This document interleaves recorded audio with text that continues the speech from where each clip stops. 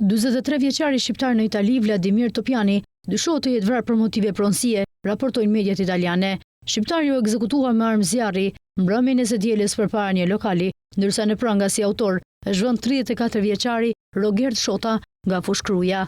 Në pranga është vënë dhe babai 34 vjeçarit Prend Shota, pasi ndodhej në automjet me të. Sipas informacioneve, 43 vjeçari kishte dalë me djalin 17 vjeçar për të parë ndeshje në Roma Juventus dhe teksa po fliste me një të afërm në parkingun e makinave, bërriti një makinë e bardhë. Ata nisën të debatonin me 43 vjeçarin, kur papritur, një prej tyre doli nga makina, nxori një armë dhe qëlloi në kokë Vladimir Topianën.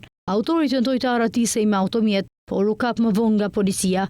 Brenda mjetit është gjetur një armë Baretta 7.65, e cila ishte vjedhur në gushtin e kaluar në Ravenna.